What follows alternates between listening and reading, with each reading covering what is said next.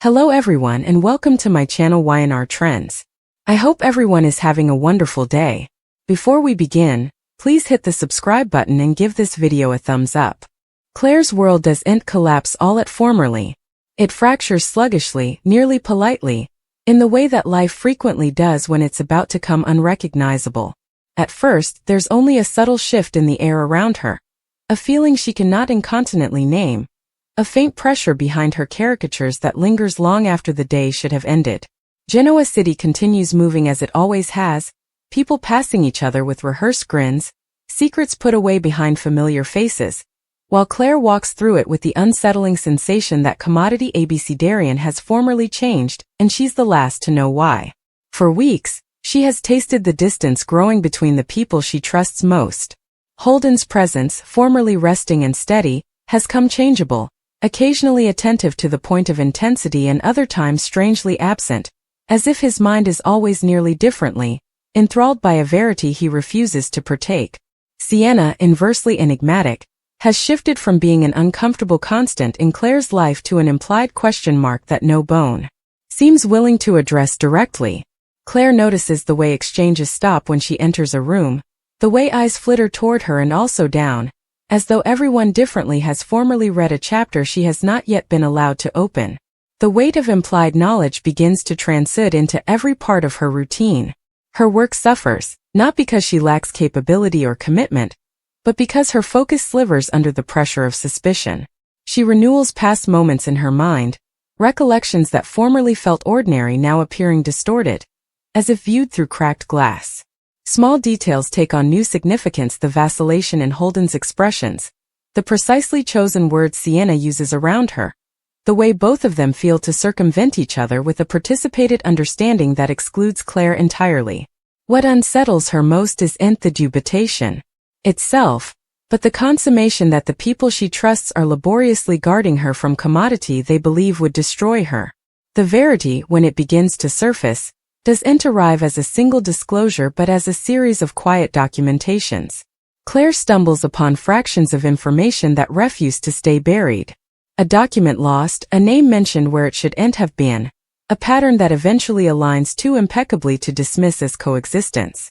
Each piece tightens around her like a concluding fist, forcing her to defy the possibility that her entire understanding of her connections has been erected on a foundation of precisely maintained falsehoods. She doesn't defy anyone incontinently. Rather, she withdraws inward, recycling the counteraccusations alone, because part of her still hopes she's wrong. As the connections come insolvable to ignore, Claire begins to understand that Holden and Sienna aren't simply hiding commodity together. They're bound by a participated past that predates her involvement in their lives. Their history is concentrated, complicated, and embedded in opinions made long before Claire ever imagined herself standing where she's now. The consummation that she has been living on the fringe of a story that directly defines her own actuality shakes her sense of identity to its core. She questions not only her connections, but her instincts, her recollections, and the interpretation of herself she believed to be strong and perceptive. The retired verity, formerly completely revealed, lands with ruinous clarity. Holden and Sienna are connected by further than circumstance or convenience. Their bond is the result of choices made under pressure, choices meant to cover, to survive, and eventually to control the narrative of their lives. Claire learns that the secretiveness was no way about malignancy alone, but about fear, the fear of consequences, of exposure, and of the unrecoverable damage honesty would beget. Yet understanding the provocation behind the deception does little to lessen its impact. The treason cuts deeply precisely because it was disguised as concern. Claire's emotional geography shifts dramatically as the verity settles in. Shock gives way to grief, not just for what has been lost, but for what she now realizes no way truly was. The connections she cherished were shaped by deletions and half-trueness, leaving her to mourn a reality that was precisely curated, rather than authentic. Wrathfulness follows, sharp and consuming, directed not only at Holden and Sienna but at herself for trusting so fully. She struggles with the appetite to lash out, to demand responsibility, yet finds herself paralyzed by the magnitude of what has been taken from her. In the fate, Claire's insulation becomes palpable. Musketeers essay to offer comfort, but their words feel distant, unfit to access the emotional armor she artificially builds to survive. Genoa City, formerly familiar, now feels hostile, every corner echoing with monuments of what she has learned. She re-examines her once relations with Holden and Sienna through a new lens, fading moments of manipulation she preliminarily misinterpreted as care. This re-evaluation is painful but necessary, forcing her to reclaim her narrative from those who shaped it without her concurrence. Holden's part in the deception weighs heavily on Claire. His internal conflict, formerly unnoticeable to her, now stands exposed, revealing a man torn between fidelity and tone preservation. While he may have believed he was guarding her, his conduct eventually denied her agency, treating her as someone unable of handling the verity. This consummation injures Claire more deeply than the taradiddle itself, because it undermines the respect she believed was between them. Sienna's involvement, inversely complex, represents a different kind of treason, one embedded in survival instincts that prioritize secretiveness over integrity. As days pass, Claire begins the delicate process of reconsidering herself outside the shadow of their deception. She recognizes that while she cannot undo the history, she can choose how it shapes her future. This understanding doesn't come fluently. It's forged through moments of violent tone reflection and emotional prostration.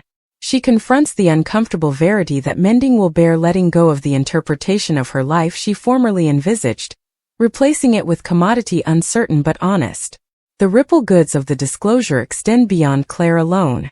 Genoa City reacts in subtle but significant ways, alliances shifting as whispers spread and commitment are questioned.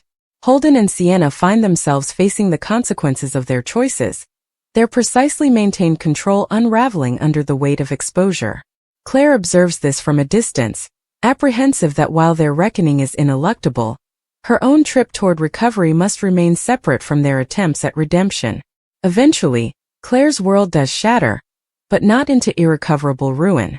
The fragmentation reveals strength she didn't know she held, adaptability forged in the gauntlet of treason. She emerges changed, no longer defined by the falsehoods told around her, but by the clarity she gains through pain. The verity, though ruinous, becomes the catalyst for her metamorphosis, marking the end of one chapter and the uncertain morning of another. In this moment, Claire stands at the crossroads of loss and possibility, determined to reclaim her voice and rebuild her life on foundations that no longer depend on secretiveness or control. In the days following the disclosure, time behaves strangely for Claire. Hours stretch endlessly, yet entire days evaporate without leaving behind a single comforting memory. Sleep comes in fractions, intruded by dreams that renewal her history with cruel perfection, reshaping familiar moments into scenes heavy with meaning she no way honored before. When she wakes, the sense of loss is immediate and physical, as though commodity vital has been removed from her casket and replaced with a concave pang that refuses to fade. She moves through her home like a caller, touching objects that formerly felt like extensions of her identity, and now feel espoused, nearly foreign. Claire's mind becomes a grim library, listing every commerce she has ever participated with Holden and Sienna. She remembers the way Holden used to watch her when he allowed. She wasn't paying attention, how she formerly interpreted that aspect. As consolation, as devotion. Now she sees it as computation concentrated with guilt. A man measuring how much longer he could maintain the vision before it collapsed under its own weight. With Sienna, the recollections are colder, sharper. Claire recalls the subtle competitiveness, the moments of false vulnerability, the way Sienna always sounded just slightly ahead of her emotionally, as if she formerly knew the ending of a story Claire was still trying to understand. What unsettles Claire most is the consummation that the verity was no way entirely hidden. It lived in the perimeters of her life, visible in the silences, in the careful choreography of relations designed to keep her from asking the wrong questions. The treason feels systemic, not confined to a single moment or decision, but woven into the fabric of her everyday actuality. This understanding forces Claire to defy a painful verity about herself that her trust, once her topmost strength, was also the vulnerability others exploited. As she begins to re-engage with the world, Claire notices how else people treat her. Some approach with conservative sympathy, their concern pigmented with curiosity, as if her pain has come an exemplary tale rumored about in social circles. Others avoid her altogether, uncomfortable with the rawness of her presence, Hysterical that propinquity to her grief might demand emotional honesty they're unintentional to offer. Claire learns snappily who's able of standing beside her without trying to fix her, without demanding remission or check before she's ready to give it. The professional sphere offers little retreat. Claire returns to work determined to reclaim a sense of normality, only to find that her character has subtly shifted. She's no longer seen solely as competent or dependable, but as someone marked by reproach, her particular life bleeding into comprehensions of her professional worth. While no bone openly questions her capacities, the vacillation is there, the slight pause before assigning responsibility, the implied mistrustfulness about her emotional stability. Rather than breaking her, this energy's a quiet resoluteness. Claire refuses to let the consequences of others' lies mandate the limits of her future. Holden's attempts to navigate the fallout unfold in resemblance, though Claire observes them from a distance. His formerly precisely controlled address begins to fracture, revealing a man floundering under the weight of his own choices. The protection he claimed as defense for his deception proves to be a fragile guard, offering no defense against the loss of trust or the corrosion of respect. Claire sees him now not as the anchor she formerly reckoned on, but as someone lowered by fear, unfit to defy the verity until it was forced into the light. Sienna's reckoning is quieter but no less profound.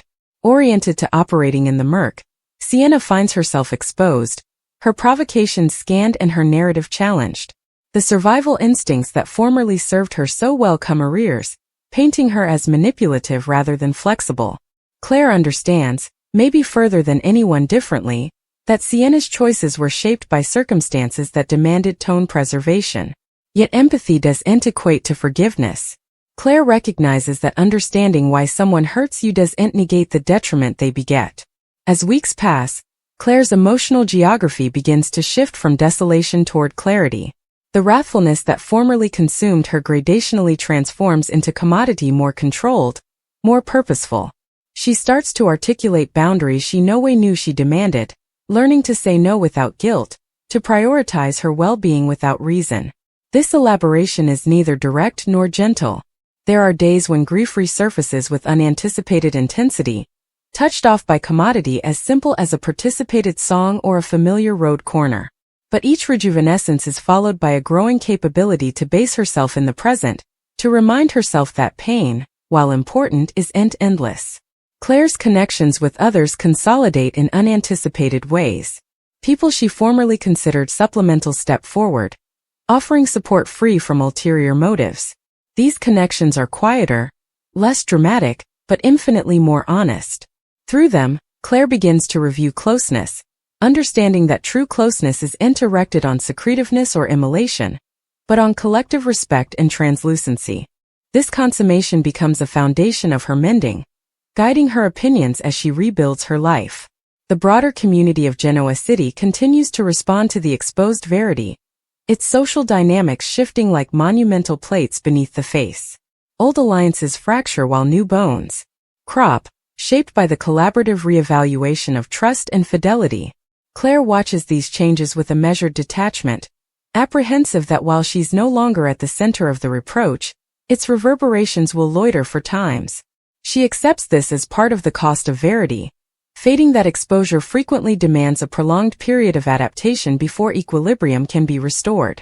Internally, Claire grapples with questions of remission, not as a gift to those who wronged her, but as an implicit path toward her own peace. She rejects the notion that remission must be immediate or unconditional, understanding that it's a process shaped by responsibility and genuine change. For now, she focuses on tone remission, releasing herself from the burden of hindsight and the vision that she should have known better. This internal shift marks a significant turning point, allowing her to reclaim agency over her narrative. Claire's sense of identity, formerly nearly tied to her connections, undergoes a abecedarian metamorphosis. She explores interests and intentions she preliminarily set away, rediscovering heartstrings that had been overshadowed by the demands of emotional labor. This disquisition is both liberating and daunting, forcing her to defy the query of an unborn no longer defined by familiar places. Yet within that query lies possibility, a chance to construct a life aligned with her values rather than shaped by concession. As the story of Holden and Sienna's retired verity fades from public discussion, Its impact on Claire remains profound. She carries the assignments learned into every commerce, more sapient yet not pessimistic, conservative yet still able of stopgap. Her adaptability becomes apparent not in grand gestures, but in everyday choices to show up, to engage, and to trust herself over all additional. This quiet strength stands in stark discrepancy to the chaos that formerly girdled her, motioning a development born of adversity. Eventually, Claire emerges not unscathed but converted. The shattering of her world, while devastating, clears space for commodity more authentic to take root. She no longer seeks confirmation through others' comprehensions, resting her sense of worth in tone, mindfulness, and integrity. The retired verity that formerly hovered to destroy her becomes the catalyst for growth, reconsidering her understanding of love, fidelity, and tone respect.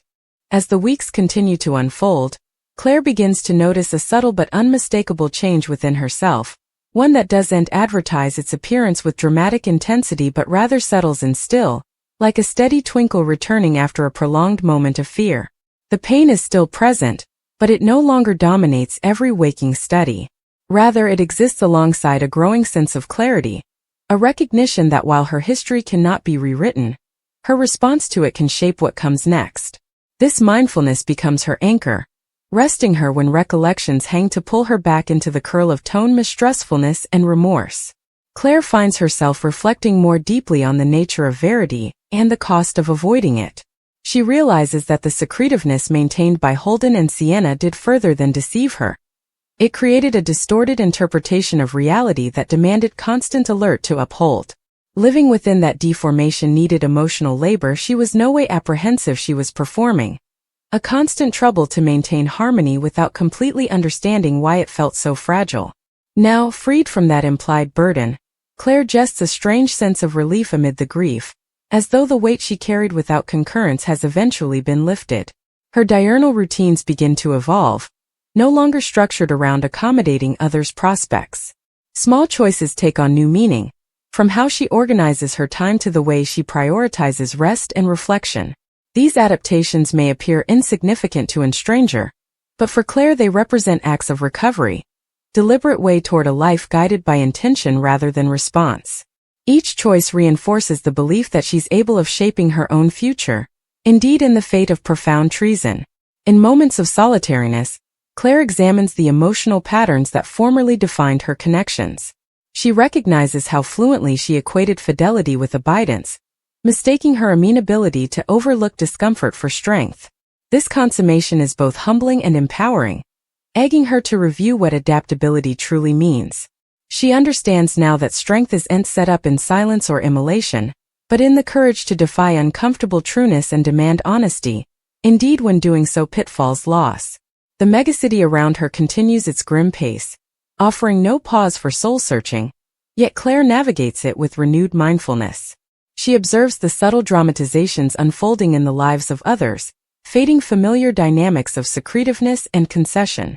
Rather than feeling drawn into them, she maintains a measured distance, apprehensive of her own boundaries, and the significance of conserving emotional integrity. This detachment doesn't stem from incuriosity, but from a conscious decision to cover the progress she has made. Claire's studies sometimes drift to Holden and Sienna, not with the same intensity of wrathfulness or anguish, but with a tempered curiosity about the choices that led them to where they're now. She understands that their paths, shaped by fear and tone preservation, diverged from hers long before the verity surfaced. While their conduct irrevocably altered her life, she no longer feels responsible for their issues. This release is gradational, marked by moments of vacillation, but it signifies a critical shift in how she relates to her history. As she continues to heal, Claire begins to reconnect with aspects of herself that were still sidelined during her trap in others' secrets. Creativity resurfaces, offering an outlet for feelings she struggles to articulate. Writing, reflection, and quiet contemplation come tools for processing jests that formerly felt inviting. Through these practices, Claire earning sapience into her emotional geography, relating not only her injuries but also the sources of her adaptability. The conception of trust evolves in Claire's mind, transubstantiating from an unconditional immolation into a deliberate exchange predicated in collective responsibility. She no longer views caution as cynicism, but as wisdom earned through experience. This perspective allows her to approach new connections with openness tempered by perceptiveness, icing that vulnerability is participated courteously rather than indiscriminately. In doing so, Claire reclaims trust as a strength rather than a liability. There are moments, particularly during quiet gloamings, when grief resurfaces suddenly, touched off by the simplest of monuments. In these cases, Claire resists the appetite to suppress her feelings, choosing rather to admit them without judgment. She learns that mending doesn't bear the absence of pain, but the capability to attend with it without losing sight of progress. Each occasion of anguish becomes an occasion to reaffirm her commitment to tone compassion and growth. Over time, Claire's presence takes on a new quality, one that others begin to notice indeed if they cannot articulate it easily. She carries herself with a calm confidence embedded not in certainty, but in acceptance of query. This shift influences her relations, fostering respect and authenticity in her connections. People respond to her honesty, drawn to the quiet strength that emerges from her amenability to defy reality rather than escape it. The memory of the retired Verity that formerly shattered her world gradationally transforms from a source of pain into a reference point for growth. Claire doesn't glamorize the experience or dwindle its impact, but she integrates it into her understanding of herself and others. It becomes an assignment in the significance of translucency, a memorial that indeed well-intentioned deception can erode the foundations of trust and connection. As she looks toward the future, Claire no longer seeks certainty or guarantees. She understands that life's unpredictability isn't an excrescence to be corrected, but a condition to be navigated with mindfulness and integrity. This acceptance empowers her to move forward without fear of repeating the history, confident in her capability to fate and respond to advising signs with clarity and resoluteness. In the quiet moments that define her new normal, Claire finds peace not in forgetting what happened, but in recognizing how it changed her. The shattering of her world didn't leave her broken beyond form. It revealed the strength necessary to rebuild with intention. Each step she takes is guided by the assignments learned through pain, shaping an unborn predicated in authenticity and tone respect. Claire's trip doesn't conclude with check or forgiveness, but with an ongoing commitment to live actually. The retired Verity that formerly hovered to destroy her becomes a catalyst for enduring metamorphosis, buttressing her belief that while treason can alter the course of a life, it cannot define its ultimate direction. In embracing this understanding, Claire moves forward with quiet determination, ready to face whatever comes next with clarity, adaptability, and an unvarying sense of tone.